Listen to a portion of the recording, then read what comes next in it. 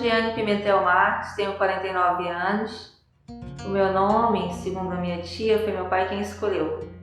Ele gostava de uma atriz chamada Jane Fonda e escrevia Jeane, né? E ele disse que gostava muito dela e quando tivesse uma filha ele ia colocar o nome dela. Só que a intenção era que me chamasse de Jane, só que o pessoal me chama de Jeane. Eu não gosto dessa lembrança. Minha primeira lembrança de casa são com os meus pais.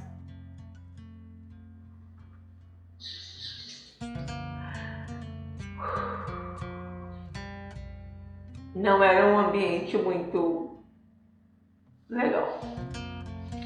Eu acho que eles moravam alugados porque eu lembro que a gente mudava muito de casa. Eu lembro de coisas que eu não gosto de lembrar. Mas depois teve uma fase da minha vida que eles se separaram e eu acabei indo morar com os meus tios.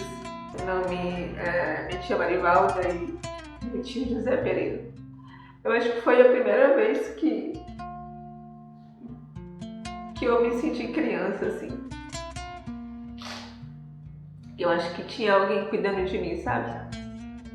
Eu não sei muita coisa sobre meu pai. As primeiras imagens que eu tenho dele é de muito criança e depois que eles se separaram, teve todo um conflito familiar e eu acabei morando no Cabeló. Na verdade, eu nem sei o nome do meu pai direito, porque eu sempre chamei ele de Adelson, mas a minha mãe, depois de adulto, me falou que o nome dele era Aderson. Eu não sei o sobrenome dele, porque quando eu tinha 13 anos ele sumiu. Na verdade, ele era garimpeiro e contam várias histórias a respeito disso. E eu não sei o sobrenome dele. Guardei desde criança, são palavras, ações que talvez refletiram muito, sim. Eu vim perdoar minha mãe depois de adulta. E às vezes eu fico pensando que eu não a perdoei porque isso machuca. Mas assim, hoje quando eu a vejo, eu não lembro dessas coisas, pelo menos tento não lembrar. Ela deixou a gente muito criança, morando com outras pessoas e aí ela foi morar com o novo marido dela e foi cuidar dos filhos dele, no caso. E eu e meus irmãos, a gente ficou uma parte do tempo eu morando com a minha tia e os meus dois irmãos morando com a minha avó. Depois de muito tempo eu fui morar com a minha mãe, já tinha 13, 14 anos. Ela era tipo uma sacoleira, ela vendia de tudo, tipo, vendia roupa, joias, cosméticos. Ela tinha muitas mulheres que iam na minha casa. Num sábado fazer alguma coisa, eu acho que era. Não, eu tenho certeza, era da Jafra. Meu tio, ele trabalhava na Andrade Gutierrez, eu lembro. Porque quando eu morava com eles, a gente passou muito tempo na estrada. Ele trabalhava, eu não sei exatamente o que ele fazia, mas eu sei que era a empresa que ele trabalhava, porque quando a gente foi morar na estrada do Careiro Castanho ali, a gente morava numa casa de 2 andares e tinha muito trator, muitas coisas assim. Eu acho que ele construía estradas. Eu vi muitas coisas assim. Meu pai sequestrou a gente depois que eu tava morando com meu tio e foi por causa da minha avó. Meu pai sequestrou a mim e meu irmão. E como ele era garimpeiro, ele ficou foragido um tempão com 2 crianças. E aí levava a gente pro garimpo. E os meus avós descobriram, né, onde ele estava e acabou que mandou polícia e tudo mais. E foi essa questão de juizado e acabou que a gente foi morar depois com os nossos avós, os irmãos da minha mãe, que moravam na mesma casa dos meus avós, né, eram filhos dele, então a gente chegou lá, eu e meus irmãos, e tinha mais os meus primos moravam na casa da minha avó, então os meus tios moravam lá, minha tia tinha 2 tias, um tio, e a gente dividia a mesma casa. Minha avó faleceu de câncer do estômago. Minha tia Marivala também, de câncer no útero. Meu avô, de câncer na próstata. Passava um pouco de necessidade, porque eram muitas crianças, né? Eu acho que, no meu entendimento, naquele tempo, os meus tios, eles faziam filhos e davam para os meus avós criavam. Então eles, sei lá, mesmo que abandonavam, e meus avós iam lá resgatar a gente.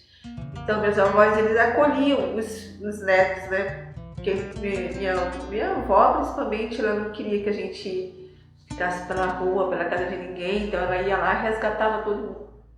Não lembro, eu só sei que eu estudei lá e depois, quando eu vim para Manaus, eu tinha exatamente 9 anos, porque foi o ano que comecei a estudar. Eu não sabia ler nem escrever com 9 anos de idade, e acabou que eu fui fazer a primeira série aqui em Manaus, lá na Compensa, na escola Padre Pedro Gislante. Eu lembro até o nome do diretor, Frank alguma coisa. Geografia e História.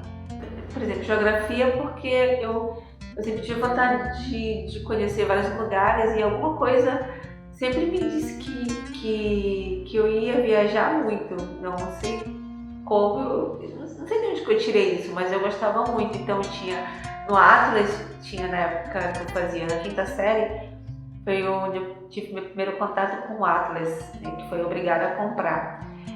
E a minha professora de geografia, chamada Ieda, ela era muito rígida. Só que assim, com todo mundo ela era muito bruta, né? Comigo ela era diferente, porque eu acho que ela se identificava, porque eu gostava muito da matéria. Então o Atlas pra mim era algo assim muito, quando eu tive contato pela primeira vez, foi algo assim surpreendente, assim. Eu falei, caramba, é assim que é dividido o mundo, assim, os continentes, né? A matéria que eu menos gostava era matemática e português. Nessa escola de Gislândia, eu lembro de 2 meninas. Elas, tipo, me acolheram. Eu acho que eu era um patinho feio, porque eu não andava igual todo mundo. Eu nunca gostei de ser parecido com todo mundo. Então, nos anos 80, por aí, tinha muita moda de novela, tipo, tinha que andar com sapato tal, tinha que andar com camisa tal, senão você não era popular na escola.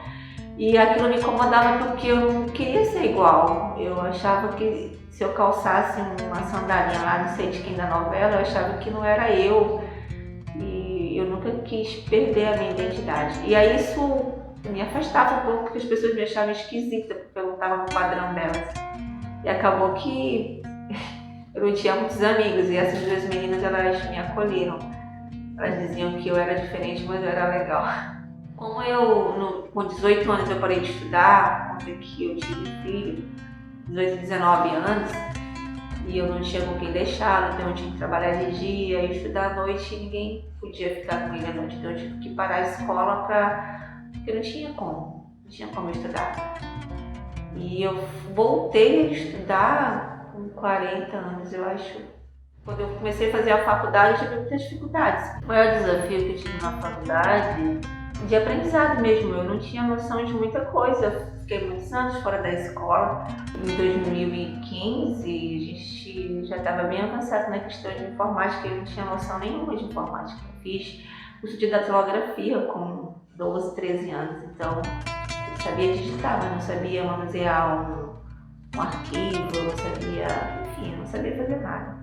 Então essa questão de conhecimento mesmo. Eu fiquei muito frustrada no primeiro período, pensei até em desistir, porque eu falei, cara, eu sou muito burra. Como é que eu vou fazer esse negócio aqui? Eu não sei fazer nada disso. Queria interpretar um texto, gente. Depois eu descobri que eu não sabia nem ler direito. Na verdade, eu tenho muita dificuldade, porque eu falo muito errado, mas por conta que eu não li muita coisa. Problema de saúde, eu não tenho problema de saúde, assim, nunca tive nada muito sério. Eu acho que tenho uma saúde muito boa, inclusive. Religião, pra mim,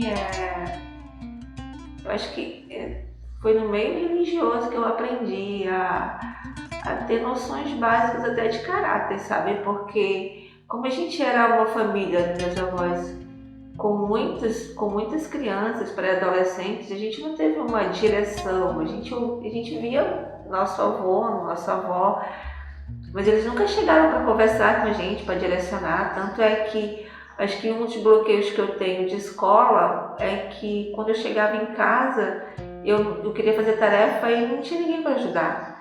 E aí eu acabava ficando bem chateada. E quando era semana de prova, eu tinha que estudar sozinha, eu não estava entendendo nada. E eu pedi ajuda das minhas tias, elas não tinham paciência. E como eu sempre tive dificuldade de aprender as coisas, eu acho que elas não queriam muito perder tempo para ensinar. Essa questão de ficar apreensiva, eu acho que desde criança eu já tinha muitas coisas que me deixavam tristes. E quando eu era criança, eu tinha muito medo do final do mundo, né? Mas eu não tive medo. Aliás, quando eu era criança, eu tinha medo do final do mundo, porque as pessoas falavam, o mundo vai acabar, vai acontecer e tal. Então, durante muito tempo, eu tinha medo de... Não, mas eu sempre tive muito diálogo com Deus, assim, desde quando eu lembro, desde criança, eu acho, antes de 9 anos. E eu sempre falava muito com Deus, e ninguém me ensinou isso, assim, meus avós, minhas tias, ninguém me ensinou na minha família.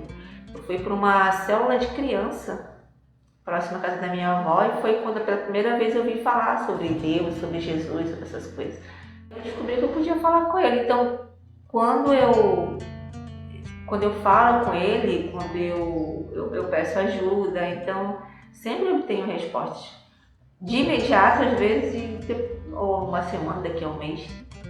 Quando eu tô de folga do trabalho, que é bem difícil, dia de folga eu gosto de dormir. E quando minha filha está em casa, quando os meus filhos estão em casa, eu gosto de interagir, eu gosto de cozinhar para eles e gosto de a gente ficar um tempo, a gente fica muito tempo longe um do outro. Eu trabalho, eles estudam e trabalham também, minha filha tem a vida dela, meu neto. Eu tenho inúmeros talentos.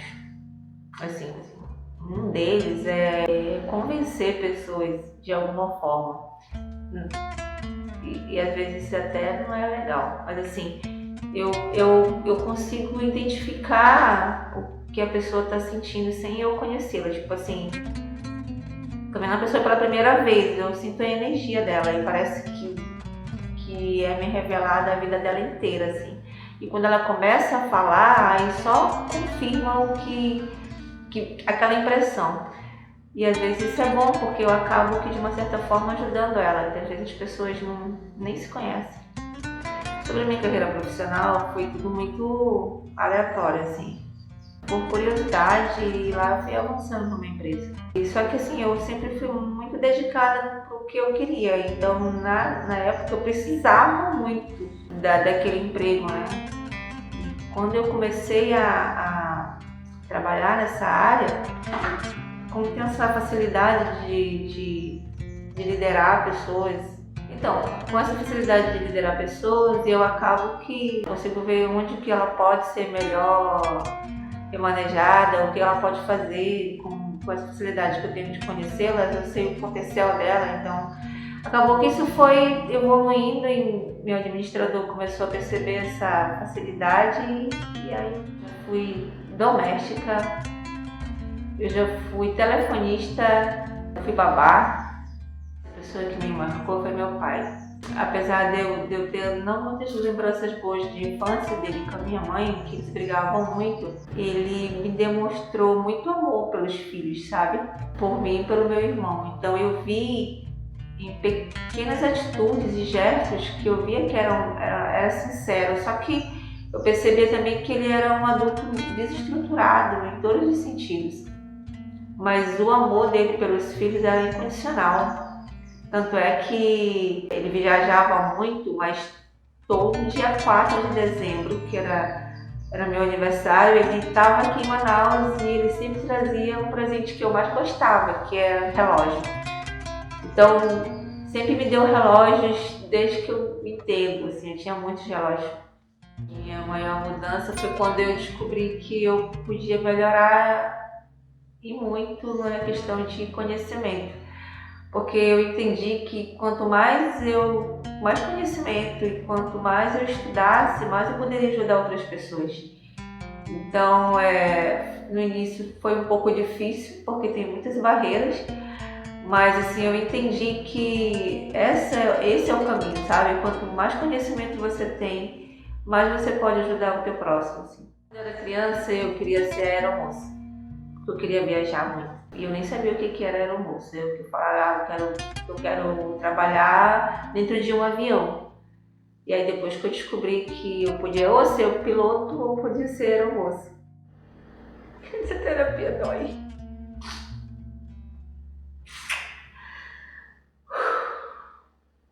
Os princípios que eu cresci e que eu aprendi foi com meu pai e com o meu tio Pereira. Meu pai, não vejo ele desde os 13 anos, e meu tio já tá bem velhinho, né? A minha tia não tá mais entre a gente. Mas eles me ensinaram que a gente tem que sempre respeitar o outro, a gente tem que sempre fazer o nosso melhor sem prejudicar ninguém. Eu lembro de um episódio com meu pai que ele ficou bem chateado dessa vez, né? Então ele me pegou pelo braço e me fez lá na casa desse senhor, do outro lado. E eu falando pra ele, pra eu pedir perdão pra ele pelo que eu pensei a respeito dele, que eu tava mangando dele. E aí eu não queria ir porque eu tava com medo, né? Ele fazia alguma coisa comigo, ele era um pouco assustador pra mim. E aí meu pai me fez ajoelhar na frente desse senhor idoso e pedir perdão. E aquele senhor, quando ele olhou pra mim, ele abriu um sorriso, assim, tipo assim, não tem problema, ela é só uma criança. Ele não falou isso, mas foi o que eu li nos olhos dele.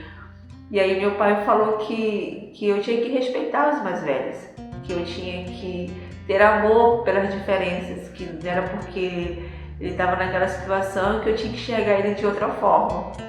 E aí foi a primeira lição que eu lembro assim, que me marcou bastante, porque quando eu saí dali e eu fui para minha casa e olhava de novo pela mesma janela, não era mais a mesma visão que eu tinha de medo ou de ficar mangando por ele ser diferente. Eu já tinha carinho por ele. E aí ele me olhava e acenava para mim lá da janela dele. A minha comida preferida, eu não tenho comida preferida, eu gosto de comer, principalmente se for comida diferente, mas assim, na minha infância a gente não tinha muita essa questão de comer, a gente passava um pouco de necessidade, então às vezes a gente comia muita conserva enlatada, muito ovo, farinha, a gente tinha essa questão de a gente não tomava café, tomava muito chá, era o que tinha para a avó da gente oferecer, mas assim, que me lembra muito, eu lembro do peixe assado que meu avô fazia, o nome do peixe é curimatá ou curimatã, não lembro. Cara, ele fazia esse peixe de manhã cedo, ele assava no forno para tomar café e a gente acordava com o cheiro daquele peixe e eu nunca gostei daquele cheiro, era horrível. Eu até hoje não sei andar de bicicleta, eu tenho coordenação motora. Inclusive eu fui fazer autoescola, mas não consegui me equilibrar numa moto porque o instrutor falou que eu tinha que primeiro andar de bicicleta. De carro, no meu atual emprego, meu chefe, ele me abençoou, né, com a habilitação.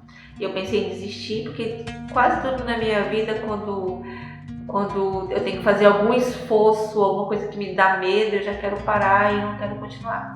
Só que dessa vez foi diferente. E eu fui e aprendi, tirei minha habilitação em 2017. Em seguida comprei um carro, tenho várias experiências com relação a isso. O maior sucesso na minha vida, eu acho que é ser um bom exemplo de mãe, sabe? Não fui totalmente assim como eu deveria ser, mas assim, eu vendo os meus filhos hoje, eu na medida que eu pude, eu fui uma boa mãe. E aí vendo eles com os gestos e com as decisões que eles tomariam, eu acho que eu falei assim, era o que eu faria, ou então era o que a minha mãe faria, e eu acho que esse é um ponto positivo. Eu queria saber por que a minha avó, por que a minha avó era tão dura, né? Não que seja uma coisa negativa, sabe? Mas eu acho que se ela fosse mais amável, acho que todos nós seríamos melhores. Se fosse encontrar alguém do passado, eu queria encontrar meu pai. Se eu morresse, alguém fosse no meu enterro, os meus parentes, que tipo, passaram a minha vida inteira me acompanhando, 10 anos para trás, eles não falariam boas coisas a meu respeito, não. De uns 10 anos para cá eu evolui bastante como ser humano, de verdade. Mas alguns, aquela menina metida, aquela menina estranha lá da rua, ou então minha tia. Hoje meus irmãos falariam coisas boas a meu respeito, mas eu tive que desconstruir muitas coisas que eu criei para eles, sabe? Porque na verdade eu cuidei de todos eles, né? Eu com 13 anos cuidava dos meus irmãos se a minha mãe trabalhar. Então, ser mãe é muito chato, né? Tipo assim, aquela mãe mandona, de tomar banho, de comer e tal. Eu fiz um pouco mal pra eles. Eu batia neles, né? Se alguém me perguntasse um conselho sobre criação de filhos, eu aprendi isso bem tarde, sabe? Mas eu diria que se coloque no lugar deles e seja mãe. E às vezes você vai ter que tomar atitudes que eles não vão gostar ou que eles podem até sofrer naquele momento, mas você tem que ser firme porque você talvez já tenha passado por isso e mesmo que você não queira que eles passem, você tem que ensinar eles a superarem isso. Então, não passa a mão na cabeça, ensina para eles o que é de verdade a vida e que nem sempre você vai estar lá. Uma frase que é do Michael Murdock, do primeiro livro que verdadeiramente eu li, que é Uma Vida com um Propósito. E aí ele diz assim, se você quer ter uma coisa que você nunca teve, você tem que fazer coisas que você nunca fez. Então é como se todos os dias, se eu quiser ter uma vida diferente do que eu tenho que fazer coisas que eu nunca fiz. Tipo, ter disciplina, organização, sabe? Isso todos os dias. Por que eu não tenho? Eu fico me perguntando, por que eu não tenho tal coisa ainda? Aí, porque eu não fiz isso. Aí eu falei, eu começo a fazer. A pessoa que mais me influenciou na minha vida depois de Jesus foi o meu amigo Joel Sarmento Marques. Ele foi um divisor de águas na minha vida. Ele pegou